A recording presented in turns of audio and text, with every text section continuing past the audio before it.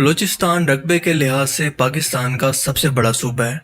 45% total रकबे के लिहाज से ये पाकिस्तान का तकरीबन आधा हिस्सा बनता है, जो 3,47,190 स्क्वायर किलोमीटर के एरिया के साथ जर्मनी और नॉर्वे जैसे मुल्कों से भी बड़ा है। लेकिन पाकिस्तान का सबसे कम पॉपुलेशन वाला इलाका है, जिसकी आबादी टोटल 1,20,00,000 के करीब है, यानी हर एक स्क्वायर किलोमीटर पर तकरीबन 35 लोग रहते हैं। ये सूबा नेचुरल रिसोर्सेज से भरा हुआ है, जिसके अंदर कॉपर, गोल्ड और नेचुरल गैस की भरमार है। खास तौर पर रेको देख के इलाके के अंदर 5.9 billion ton metal, 41.5 million ऑन्स of gold और 25.4 मिलियन टन कॉपर के जखायर सिर्फ इस एक इलाके के अंदर मौजूद हैं। यहाँ पर सुई के मकाम से निकलने वाली गैस पूरे पाकिस्तान के 45% हिस्से को गैस फराहम करती है, और इसीलिए दुनिया के बाकी रिसोर्सेज रिच मुल्कों की तरह यहाँ पर भी हालात अक्सर खराब ही रहते हैं। बलूचिस्तान की सरजमीन की अरेबियन सी के साथ मौजूदगी और गवादर पोर्ट, जो कि सी पैक का हिस्सा है, दुनिया की सबसे बेहतरीन लोकेशन वाली पोर्ट है, जिसकी ट्रेड के लिए इम्पोर्टेंस इंतहाई अहम है, जो मुस्तकबिल में 400 मिलियन टन कार्गो के साथ एशिया, मिडल ईस्ट और साउथ एशिया की सबसे बड़ी पोर्ट बनने वाली है। बलूचिस्तान का 770 किलोमीटर का एरिया अरेबियन सी के साथ जुड़ा हुआ है और समंदर के साथ जुड़ी हुई इसकी खूबसूरती हो, जिसके अंदर कई खूबसूरत आइलैंड, मिसाल के तौर पर अफ्तोला आइलैंड जो 6.7 किलोमीटर लंबा और 2.3 किलोमीटर चौड़ा है। इसके अलावा चुरना आइलैंड जो सिंध और बलूचिस्तान के बॉर्डर पर मौजूद कराची से सिर्फ 5 किलोमीटर दूर है। इसके अंदर स्कूबा डाइविंग और वाटर स्पोर्ट्स के लिए इंतहाई खूबसूरत जगह है। इसके अलावा बलूचिस्तान के पहाड़ी सिलसिले करथार, मकरान रेंजेस, कोहे तफ्तान जो कि सी लेवल से 4042 मीटर ऊपर मौजूद है। ये पहाड़ों की खूबसूरती हो या फिर सहरा की खूबसूरती, जिनमें से कई सहराओं में से एक खूबसूरत तरीन सहरा का नाम है करान डेजर्ट। इस सहरा के अंदर भी कॉपर, गोल्ड और दूसरे बहुत सारे मिनरल्स मौजूद हैं। 1998 के अंदर पाकिस्तान ने अपने एटमी धमाकों की टेस्टिंग का दूसरा मरहला भी इसी सहरा के अंदर धमाका करके मुकम्मल किया था, और अपने यूनिक लोकेशन की वजह से इसे पाकिस्तानी आर्मी मिलिट्री ट्रेनिंग के लिए इस्तेमाल करती है। बलूचिस्तान में बलोच, पश्तून, बरूइस और हजारा कबीले सदियों से आबाद हैं। खजूरें, अंगूर, अनार और सेब। ये सूबा 2,25,000 टन तो सिर्फ खजूरें पैदा करता है, जो कि पूरे पाकिस्तान के अंदर कंट्रीब्यूट होती हैं।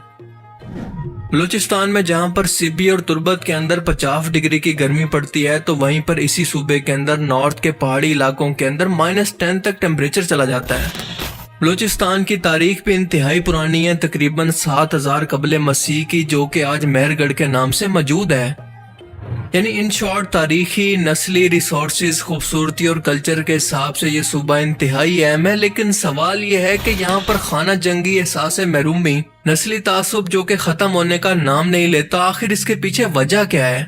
क्या वजह है कि डेवलपमेंट, तालीम और गवर्नेंस के नाम पर आज भी ये लोग बाकी पाकिस्तान से कई दहाइयां पीछे हैं? दिन ब दिन बलूचिस्तान के हालात बद से बदतर होते जा रहे हैं। जबरी गुमशुदगियां हो रही हैं, बगावत हो रही है और नस्ल परस्ती के नाम पर कई लोगों को कत्ल भी किया जा रहा है।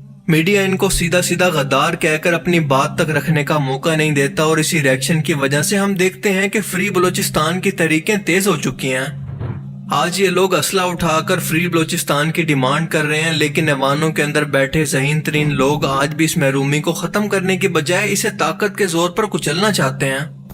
अपने मसलों पर आवाज उठाने वाले लोगों को चंद नामालूम लोग उठाकर ले जाते हैं, और इनके घर वाले बाकी उम्र इनकी खबर या फिर इनकी लाश के मुंतजिर रहते हैं। आर्म्ड फोर्सेस के मुताबिक इस इलाके के अंदर अपने हकूक के नाम पर आर्म्ड रेजिस्टेंस हो रही है, और इसीलिए ऐसे लोगों को उठाना और मारना भी पड़ता है।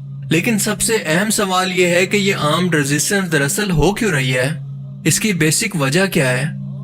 देखें, बलूचिस्तान के ये मसाइल सिर्फ कुछ दिन पहले पैदा नहीं हुए, बल्कि इनके पीछे एहसास महरूमी की एक मुकम्मल तारीख है। बहुत ही लंबे टाइम के इख्तलाफात हैं, जिनको समझने से पहले आपको बलूचिस्तान और पाकिस्तान से इसके इलाक़ की तारीख को समझना होगा। पार्टीशन से पहले बलूचिस्तान कई प्रिंसली स्टेट के अंदर तकसीम था, जिसके अंदर सबसे अहम और मशहूर थी रियासत कल्लात। पाकिस्तान में शमूलियत से पहले इस इलाके का नाम कल्लात था, जो कि एक इंतहाई अमीर रियासत थी। कायदे आज़म ने 1945 और 48 के अंदर जब इस इलाके का विजिट किया, तो इनका शानदार इस्तकबाल किया गया और बलोच लोगों ने दिल खोल कर जिना का साथ दिया, کیونکہ وہ سمجھتے تھے کہ یہ مسلمانوں کے لیے ایک نیک مقصد اور ان کی ایک الگ مسلم ریاست کی کوشش کر رہے ہیں، لہٰذا ان کا ہر صورت ساتھ دینا انتہائی ضروری ہے۔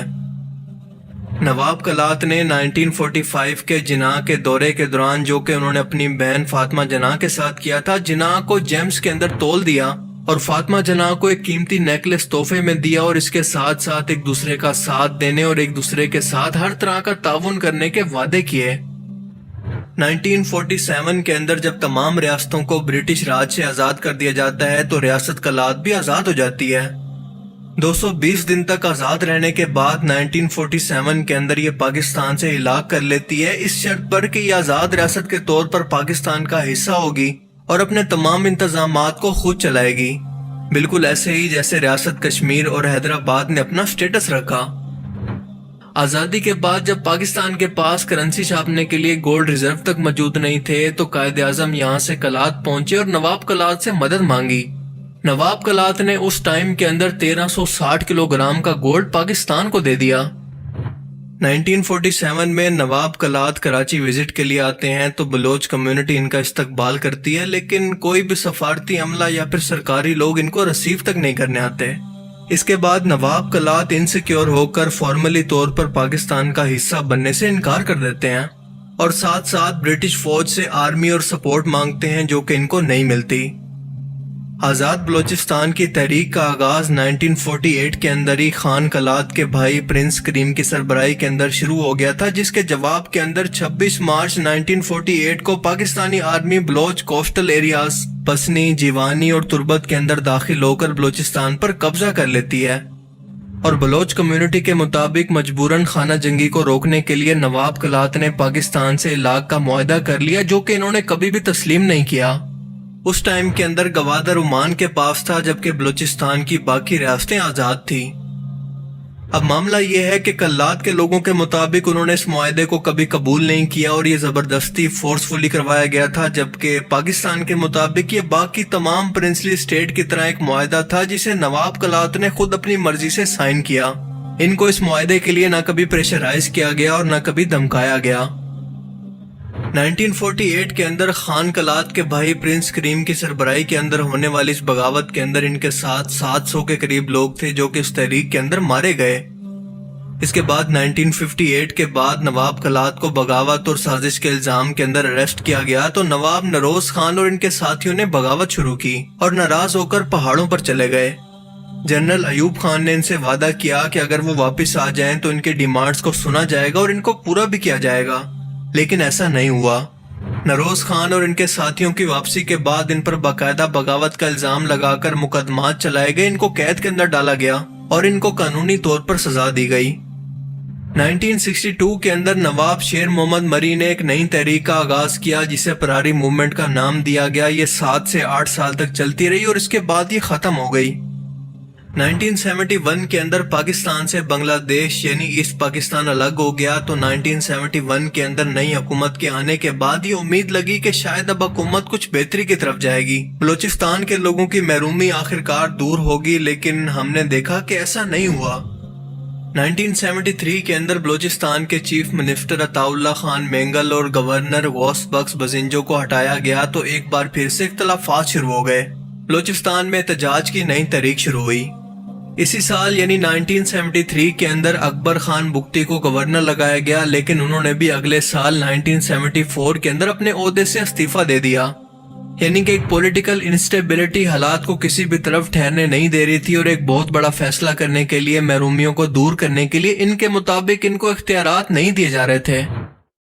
ذوالفقار علی بھٹو کے دور کے اندر بلوچستان کے اندر ایک ملٹری آپریشن کا آغاز کیا گیا جس کے اندر دونوں طرف ہزاروں لوگوں کی جان کے ساتھ ساتھ بلوچستان کے اندر جبری گمشدگیوں کا آغاز ہوا۔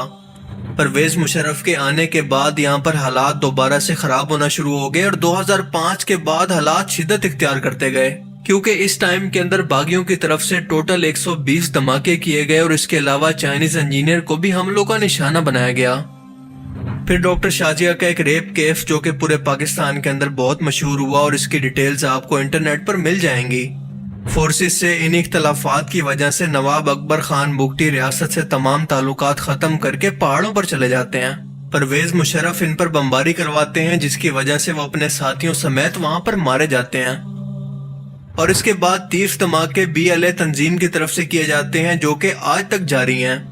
BLA کی اس تحریک کا آغاز ویسے تو 1980 کے بعد ہوا، لیکن اب اس کے اندر شدت آ چکی ہے اور نواب اکبر خان بگٹی کے مرنے کے بعد یہ نفرت مزید بڑھ چکی ہے، یعنی کہ ہر 10-15 سال کے بعد نام بدل کر ایسی تحریکیں بلوچستان کے اندر شروع ہو جاتی ہیں جن کا کہنا ہے کہ بلوچستان کے تمام وسائل پر قبضہ کر کے ان وسائل کو باقی پاکستان پر لگایا جا رہا ہے، جبکہ بلوچستان کو اس سے محروم رکھا گیا ہے۔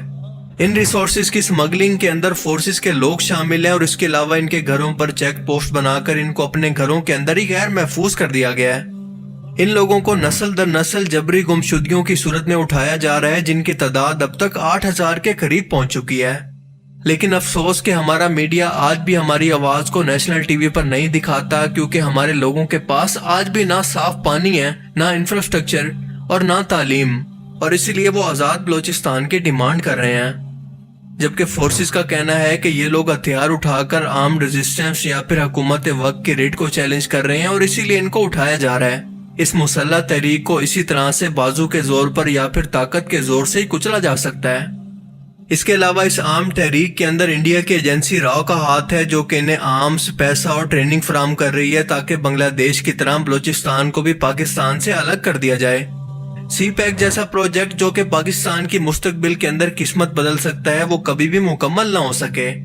یعنی دونوں طرف اپنے اپنے دلائل ہیں، لیکن اس کا حل صرف اور صرف عام کانفلکٹ کی بجائے پولیٹیکلی طور پر ممکن ہے، اور بلوچستان کے اندر ایک سٹیبل حکومت قائم کی جائے جو یہاں کے لوگوں کے ووٹ سے آئے، اور یہ منتخب حکومت جو کہ یہاں کے لوگوں کو ریپرزینٹ کرتی ہو بیٹھ کر بیچ کا کوئی راستہ نکالے، ورنہ دنیا کی تاریخ کے اندر کبھی بھی کسی قوم کو محروم رکھ کر اور طاقت کے زور پر کچل کر ان پر حکومت نہیں کی جا سکتی۔ ان لوگوں کو جیسے ہی موقع ملتا ہے وہ پھر سے سر اٹھانا شروع کر دیتے ہیں، لہٰذا بلوچستان کے شارٹ ٹرم حل کی بجائے لانگ ٹرم حل کی ضرورت ہے۔ ان کی آواز کو سنا جائے، ان کے مسائل کو حل کیا جائے، ان کی محرومی کو دور کیا جائے تاکہ دشمن اس کا فائدہ نہ اٹھا سکے، اور دوسری طرف یہاں کی پولیٹیکل حکومت اس بات کی شیورٹی دے کہ دوبارہ ایسی کوئی تحریک جو کہ پاکستان یا پھر عام فورسز پر کوئی حملہ کرے یا کسی سازش کے اندر شامل ہو، ایسا دوبارہ کبھی نہیں ہوگا، بلکہ یہ سب ایک ساتھ مل کر بطور پاکستانی آگے بڑھیں گے۔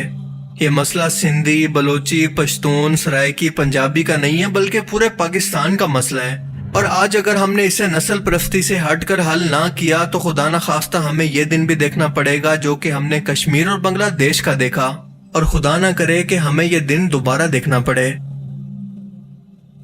باقی آپ اس بارے میں کیا سوچتے ہیں؟ اپنی قیمتی رائے کا اظہار کمنٹ سیکشن میں ضرور کریں۔ Thanks for watching this video. اللہ حافظ۔